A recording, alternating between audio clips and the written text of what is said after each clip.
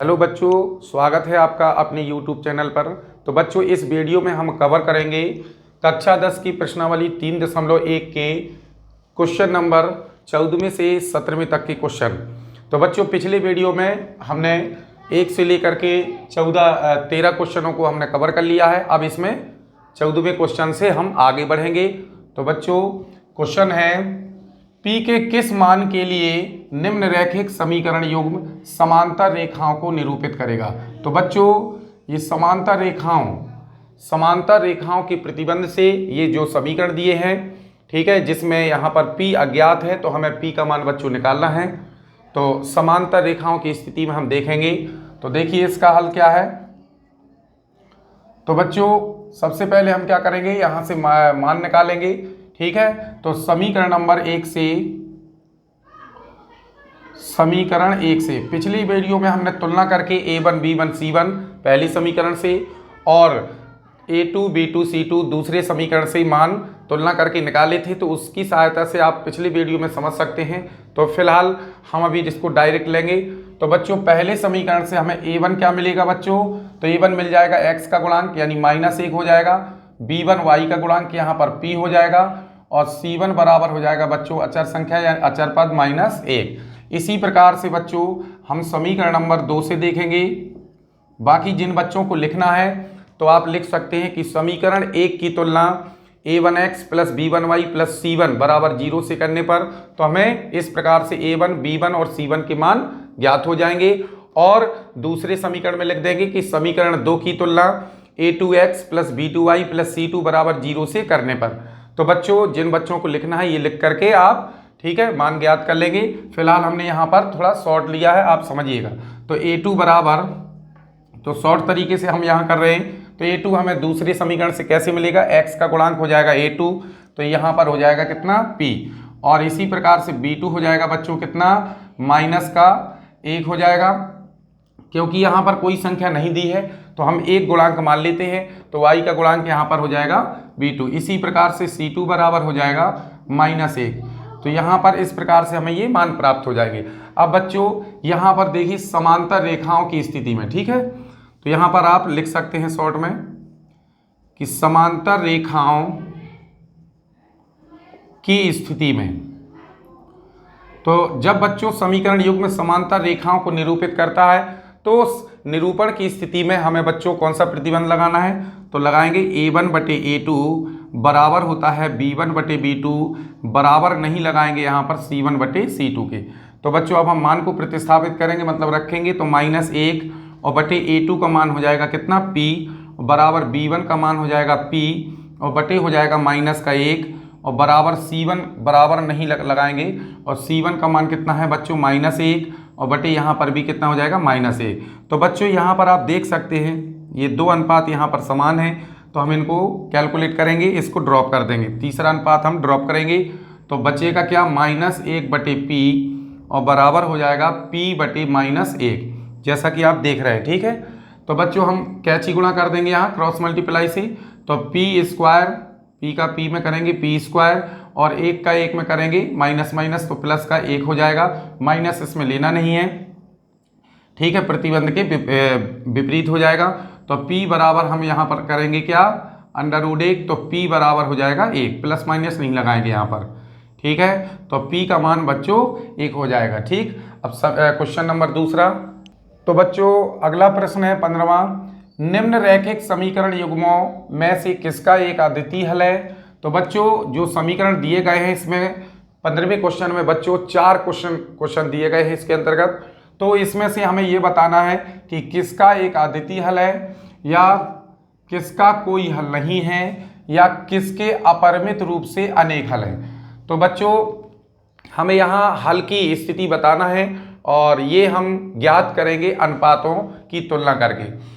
और अद्वितीय हल की ये भी कहा गया है बच्चों, ये भी पूछा गया है कि अद्वितीय हल की स्थिति में उसे वज्रगुणन विधि से, याद रखिए बच्चों, अद्वितीय हल की, केवल अद्वितीय हल की स्थिति में वज्रगुणन विधि से हम इसको ज्ञात करेंगे। तो पहला क्वेश्चन है, जैसा कि आप देख रहे हैं, तो हम क्या करेंगे बच्चों, सबसे पहले थोड़ा शॉर्ट में आप समझिएगा, तुलना करेंगे। तो समीकरण 1 से, ठीक है, पुनः हम कहेंगे कि जिन बच्चों को नोट करना है तो आप किस प्रकार लिख सकते हैं कि समीकरण एक की तुलना, ठीक है, इसका जो व्यापक रूप मानक रूप होता है समीकरणों का, तो a1x plus b1y plus c1 बराबर 0 से करने पर, तो इससे हमें समीकरण एक से मिलेगा क्या, a1 बराबर हो जाएगा, जो x का गुणांक यहाँ कुछ नहीं 1 लेंगे, b1 बराबर y का गुणांक -3 दिया हुआ है, और c1 बराबर हो जाएगा कितना, अचर संख्या है -3। इसी प्रकार से बच्चों समीकरण 2 की तुलना हम इसके व्यापक रूप यानी कि a2x plus b2y plus c2 बराबर 0 से करेंगे। तो शॉर्ट में इसको हम यहाँ पर लिख दे रहे हैं, अभी समझिएगा, ठीक है। तो a2 बराबर हो जाएगा कितना, यहाँ समीकरण 2 से x का गुणांक क्या है 3 है, b2 बराबर हो जाएगा y का गुणांक -9, c2 बराबर हो जाएगा -2। अब बच्चों हम अनुपात ज्ञात करेंगे और फिर उनकी तुलना करेंगे। तो यहाँ a1 बटे a2 देखेंगे तो 1/3 जैसा कि आप देख रहे हैं। इसी प्रकार से b1 बटे b2 देखेंगे तो ये हो जाएगा -3 बटे -9, 3 एकम 3, 3 त्रिका 9, माइनस माइनस कैंसिल, तो 1/3 इससे प्राप्त हो जाएगा। इसके बाद हम तीसरा यहाँ पर अनुपात निकालेंगे c1 बटे c2, तो -3 बटे -2, तो माइनस माइनस हम यहाँ कैंसिल कर लेते हैं, तो 3/2 यहाँ से हमें मिल जाएगा।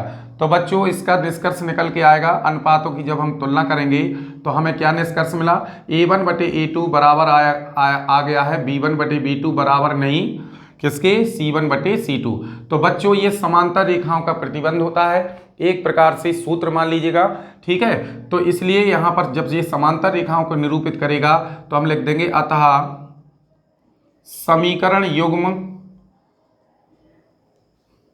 का कोई हल नहीं। जब समांतर रेखाओं को ये निरूपित करेंगे, समीकरण युग्म करेगा, तो निश्चित तौर पर ये इसमें समीकरण युग्म का कोई हल नहीं होगा, कोई हल नहीं है, ठीक है। तो बच्चों यहाँ पर जैसा कहा गया आदितीय हल की स्थिति में मात्र बताना है, इसको ज्ञात करना है किससे, बीजगुणन विधि से, ठीक है। आदितीय हल की स्थिति में केवल हम इसको बीजगुणन विधि से हल ज्ञात करेंगे, मतलब एक्स वाई के मान निकालेंगे। तो यहाँ पर तो कोई हल नहीं आया, अर्थात समांतर रेखाओं का प्रतिबंध आया है, इसलिए बच्चों इसको यहीं पर ड्रॉप कर देना है। अब देखते हैं इसका अगला वाला पॉइंट क्या है। तो बच्चों दूसरा प्रश्न है, यानी कि दूसरा पॉइंट 15वें क्वेश्चन का दूसरा पॉइंट यानी दूसरा प्रश्न है जो आप देख रहे हैं समीकरण। तो सबसे पहले बच्चों यहाँ पर दिया 2x प्लस वाई बराबर 5, तो इसको हमने मानक रूप में बदलने के लिए हम 5 को पक्षांतर में ले लेंगे, तो -5 बराबर 0। इसी प्रकार से हमने 8 को भी पक्षांतर कर लिया है जैसा आप देख रहे हैं। तो ये समीकरण 1 और 2 हो गए। अब हम फिर से शॉर्ट में लिख देंगे कि समीकरण 1 से तुलना करने पर हम a1 b1 c1 के मान लिखेंगे। तो a1 बराबर बच्चों होगा कितना, तो a1 आएगा यहाँ से 2, b1 बराबर हो जाएगा y का गुणांक यहाँ कुछ नहीं 1 ले लेंगे, और c1 बराबर बच्चों कितना, -5। इसी प्रकार से हम समीकरण नंबर 2 से तुलना करने पर a2 बराबर प्राप्त करेंगे कितना, 3, और b2 बराबर हो जाएगा बच्चों कितना, 2, और c2 बराबर हो जाएगा -8, ठीक है। पिछली वीडियो में हमने विस्तार से बिल्कुल तुलना करने पर लिखा हुआ है मानक रूप, जो समीकरण होता है मानक रूप, उससे तुलना करके आप वहां से अच्छे से इसको भली भांति नोट भी कर सकते हैं, समझ सकते हैं, ठीक है। यहाँ पर हमने इंसर्ट किया है तो आप समझिए। तो इसके बाद अब हमें क्या करना है, अनुपात ज्ञात करना है बच्चों। तो a1 बटे a2 निकालेंगे। देखिए तो a1 बटे a2 मतलब 2/3। इसी प्रकार से अब देखिए यहाँ पर है b1 बटे b2, तो b1 बटे b2 क्या मिलेगा, तो यहाँ पर 1/2। तो बस अब ये दो अनुपात समान नहीं आए हैं, तो तीसरा अनुपात आप ज्ञात करें, अदरवाइज ना करें। तो हम यहाँ पर लिख देंगे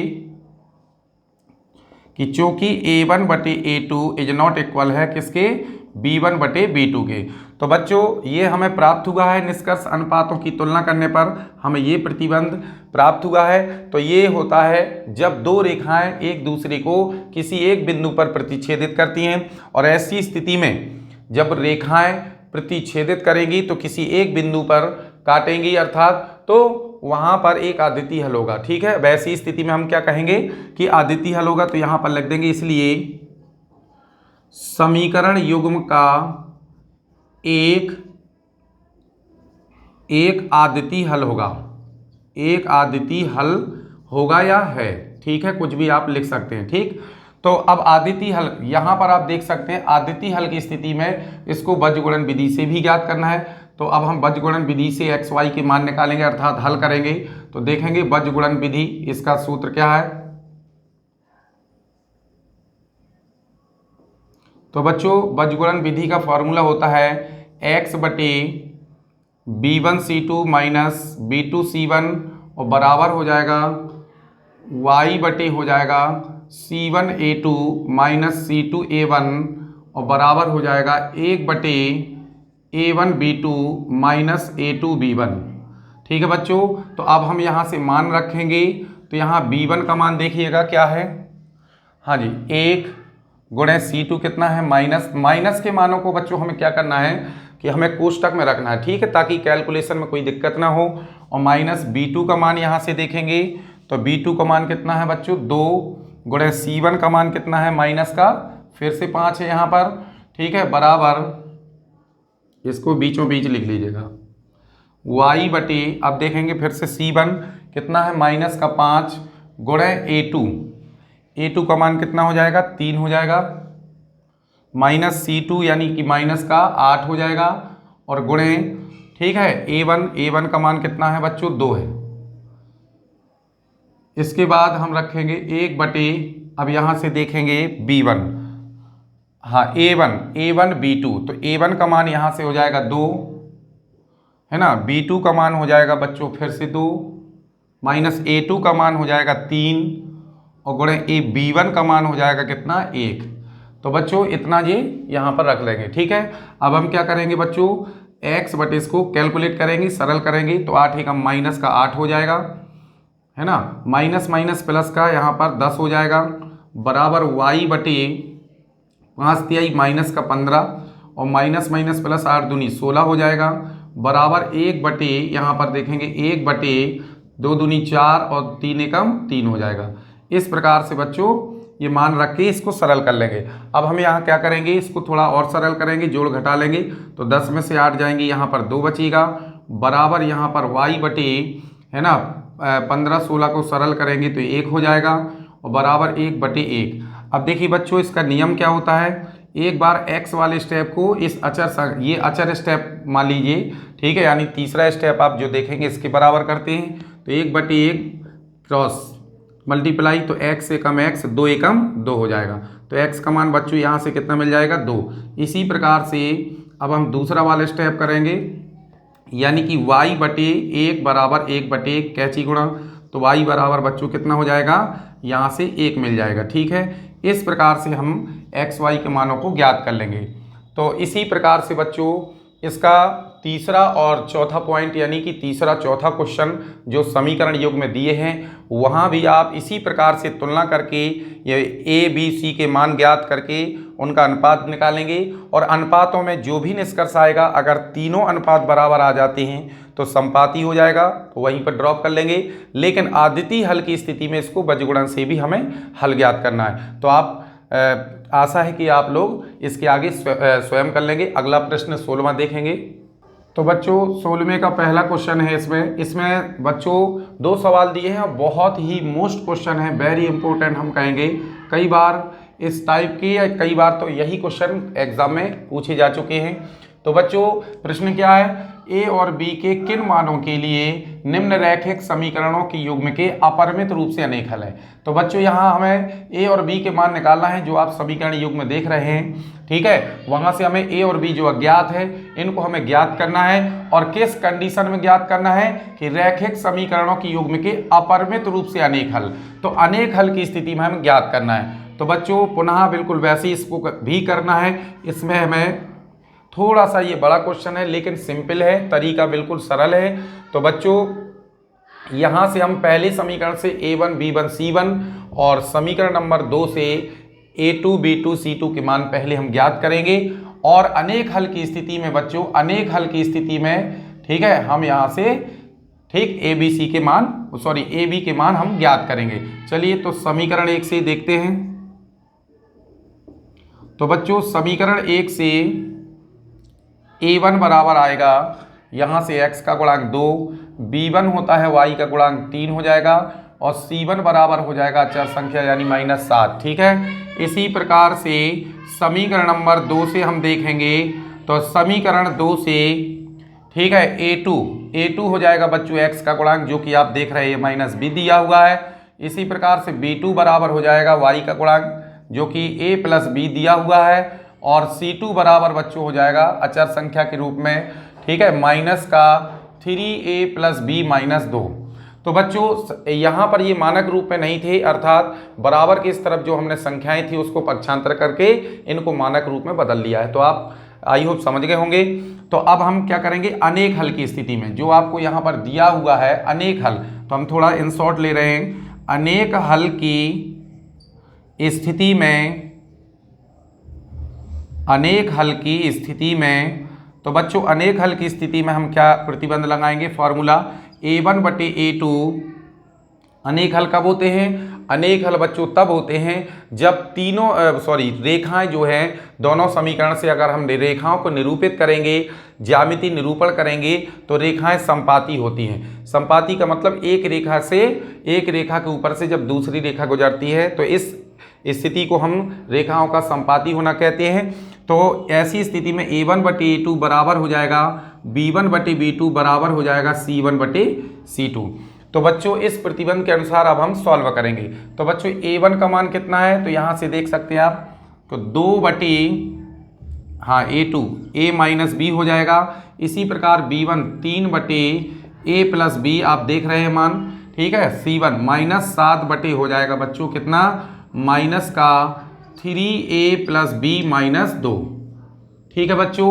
तो इस प्रकार से यहाँ पर हम देख रहे हैं ये हमने मानों को रख दिया है।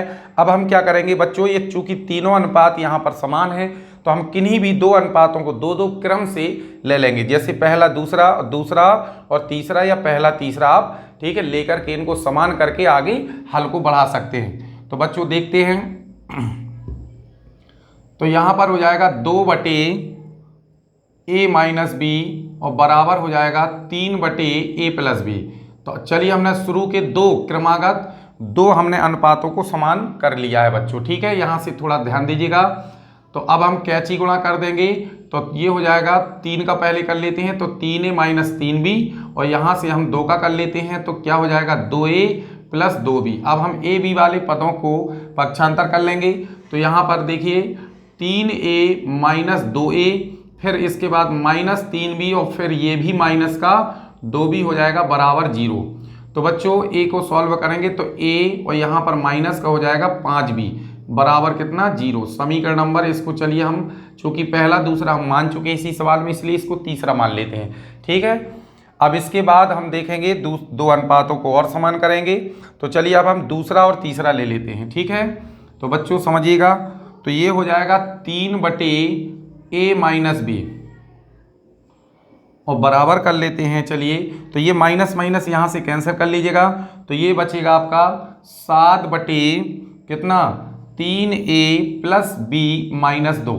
अब इसमें भी क्रॉस मल्टीप्लाई करेंगे तो 3 का पहले कर लेते हैं, 3 Trika 9a plus 3b minus 3 दूनी 6, और 7 का करेंगे तो 7a माइनस 7b।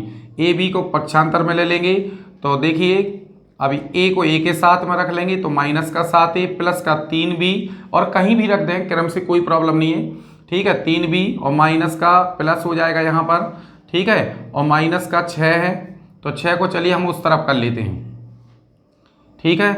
अब इसको सॉल्व, अगर हम a और b को पास में रखते हैं तो इससे सॉल्व करने में, कैलकुलेट करने में दिक्कत नहीं होगी, फिर आपको जैसे भी उचित लगे कर सकते हैं। तो यहाँ कितना हो जाएगा बचेगा 2a और यहाँ पर प्लस का हो जाएगा कितना 10b और बराबर 6, ठीक है। थोड़ा कैलकुलेशन में सभी बच्चे ध्यान देंगे, ठीक है। इसके बाद चलो एक बार चेक कर लेते हैं, चलिए। अब इसके बाद हम क्या करेंगे बच्चों, यहाँ से हमें 2 कॉमन मिल रहा है, ठीक है। तो a प्लस 5b और बराबर 6, तो यहाँ पर हो जाएगा a प्लस 5b बराबर 2 से हम इसको काट देंगे, मतलब भाग दे देंगे, आप कर समझ जाइएगा। 2 तिया 6 3, समीकरण नंबर चलिए इसको मान लेते हैं चौथा। अब हम बच्चों आगे के इन दोनों समीकरणों को सॉल्व करेंगे। तो आप विलोपन विधि से इसको करेंगे तो a के गुणांक चूंकि समान है, तो अगर हम a को निरस्त कर लें, काट दें, मतलब इसको खत्म कर लेंगे, तो b वाले स्टेप बचेंगे, b का मान मिल जाएगा, और फिर b का मान आप किन्हीं दोनों समीकरणों में से, इन्हीं दोनों समीकरणों में से किसी एक में रख देंगे तो a का मान भी हमें प्राप्त हो जाएगा। चलिए इसके आगे का देखेंगे। तो बच्चों अब हम विलोपन विधि से इनको हल करेंगे तो a को खत्म करेंगे, क्योंकि a के गुणांक यहाँ पर समान है, ठीक है।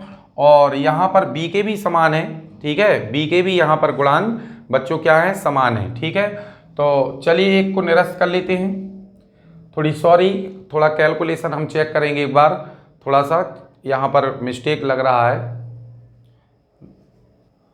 बच्चों, यहाँ थोड़ा हम मिस्टेक कर गए हैं, इसलिए आगे का हमने इरेज कर लिया है, थोड़ा समझिएगा। यहाँ से धोखे से यहाँ पर माइनस है ना, माइनस लग गया है, यहाँ पर है बच्चों कितना, प्लस है, ठीक है। तो यहाँ से हम इसको दोबारा देखेंगे, ठीक है। तो चलिए अब देखते हैं इस बार।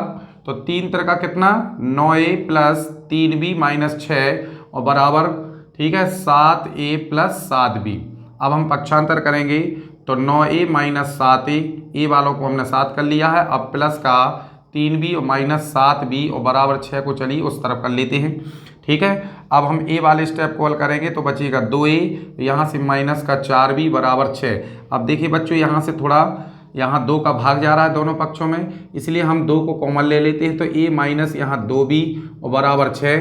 अब हम क्या करेंगे बच्चों, तो a माइनस 2b बराबर 6/2, 2 तिहाई 6, तो a माइनस 2b बराबर, ठीक है, कितना हो जाएगा यहाँ पर 3। तो बच्चों ये बन जाएगा आपका समीकरण नंबर 4, ठीक है। तो पुनः सभी बच्चे इतना ये स्टेप दोबारा समझ करके इतना, ठीक, थोड़ा इसको करेक्ट कर लेंगे। चलिए तो हमने करेक्शन कर दिया है। अब देखेंगे अब हम समीकरण नंबर 3 और 4 को, तो यहाँ पर a के गुणांक समान है, इसलिए हम इनको, और चूंकि चिन्ह एक समान है तो चिन्ह भी विपरीत करना पड़ेंगे, तभी a से a कैंसिल होगा, इसलिए हम समीकरण तीसरे से चौथे को या चौथे से तीसरे को घटा लेंगे, ठीक है। तो चलिए हम समीकरण नंबर 3 से 4 को घटाने पर, तो बच्चों अब हम घटाएंगे तो तीसरे को हम ऊपर लिखेंगे, तो a माइनस 5b बराबर 0 और a माइनस 2b बराबर हो जाएगा कितना, 3। और जब हम घटाते हैं तो नीचे वाले जो भी पद होते हैं दोनों पक्षों के, उनके चिन्ह बदल देते हैं, तो a से a कैंसिल हो जाएगा और यहाँ पर माइनस का 3b बराबर यहाँ पर -3 बचेगा, तो b बराबर -3 बटे -3, माइनस से माइनस कैंसिल हो जाएगा और 3 एकम 3, तो b का मान बच्चों कितना बचेगा यहाँ पर 1। अब हम क्या करेंगे बच्चों, ये b का मान किसी एक समीकरण में रख लेंगे, तो चलिए हम तीसरे में रख लेते हैं। तीसरे में रखने पर, ठीक है, या ऐसा लिख सकते हैं समीकरण 3 में b बराबर 1 रखने पर, तो बच्चों तीसरा समीकरण यहाँ पर है, तो a माइनस 5 गुणे 1 बराबर 0, तो a माइनस 5 बराबर 0, तो a बराबर कितना हो जाएगा बच्चों 5। तो इस प्रकार से बच्चों ये b और a के मान हो गए, अंत में इसको इकट्ठा कलेक्ट करके लिख देंगे, तो a बराबर 5 और b बराबर कितना हो जाएगा 1, ठीक है। तो ये बच्चों आंसर हो जाएगा, ठीक है। तो अब इसके बाद ये भी बहुत ही मोस्ट क्वेश्चन है, इसी प्रकार से इसका जो दूसरा क्वेश्चन है कई बार एग्जाम में पूछा गया है, चलिए हम इसी वीडियो में उसको भी देख लेते हैं। जो क्वेश्चन नंबर है 16वें का ये दूसरा है, ये भी बहुत ही इंपॉर्टेंट क्वेश्चन है बच्चों, कई बार एग्जाम में पूछा गया है। तो क्वेश्चन क्या है, के किस मान के लिए निम्न रैखिक समीकरण या समीकरणों के युग्म का कोई हल नहीं है। तो बच्चों हमें के का मान निकालना है और किस स्थिति में निकालना है, कि जब समीकरण युग्म का कोई हल नहीं, यानी कोई हल नहीं की स्थिति में। तो बच्चों कोई हल नहीं कब होगा, जब रेखाएं समांतर निरूपित होंगी, अर्थात समांतर की स्थिति में, रेखाओं की समांतर की स्थिति में हम यहाँ पर के का मान ज्ञात करेंगे। तो प्रतिबंध होगा a1 बटे a2 बराबर b1 बटे b2 बराबर नहीं होता है c1 बटे c2 के। तो चलिए सबसे पहले हम मान ज्ञात करेंगे a1 b1 c1 और a2 b2 c2 के। तो समीकरण 1 से चलिए a1 का मान कितना आएगा, x का गुणांक पहले समीकरण से, b1 बराबर हो जाएगा y का गुणांक 1 हो जाएगा, यहाँ पर c1 बराबर हो जाएगा -1। इसी प्रकार से अब हम समीकरण नंबर 2 से, तो समीकरण नंबर 2 से a2 बराबर हो जाएगा, जो x का गुणांक है यहाँ पर 2k -1 और b2 बराबर हो जाएगा यहाँ पर कितना, y का गुणांक है तो k -1 और c2 बराबर हो जाएगा माइनस का 2k प्लस 1, माइनस नहीं है प्लस है यहाँ पर, ठीक है। यहाँ हमने सबसे पहले क्या किया था बच्चों, इनको मानक रूप में बदल लिया था, तो बराबर की इस तरफ की संख्याओं को हमने पक्षांतर करके 0 में बदल लिया, तो मानक रूप में पहले चेंज करेंगे, इसके बाद हम ये मान निकालेंगे। अब हम क्या करेंगे समीकरण, तो यहाँ पर समीकरण युग्म का कोई हल नहीं, ठीक है। तो चूंकि समीकरण युग्म का कोई हल नहीं है, या शॉर्ट में आप लिख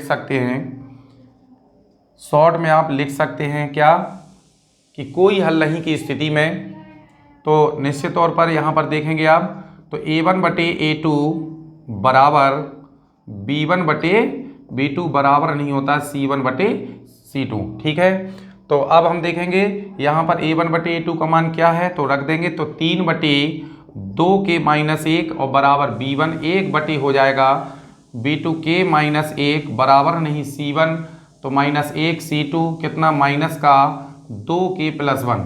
तो बच्चों ये तीसरा अनुपात जो इनके समान नहीं है इसको ड्रॉप कर लेंगे, और यहाँ पर ये वाले आप जो देख रहे हैं बराबर, इनको हम टिक ऑफ कर लेंगे। ठीक है, तो चलिए देख लेते हैं, तो 3/2 के -1,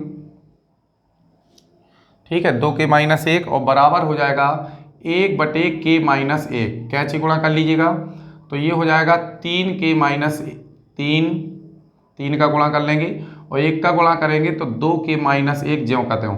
अब के वाले पदों को एक पक्ष में कर लेंगे, तो 2 के इस तरफ माइनस और 3 उस तरफ जाएगा तो प्लस में, तो यहाँ पर बचेगा के, और यहाँ पर 3 में से 1 गया 2, इसका मतलब के का मान कितना आ जाएगा बच्चों, यहाँ पर 2 आ जाएगा।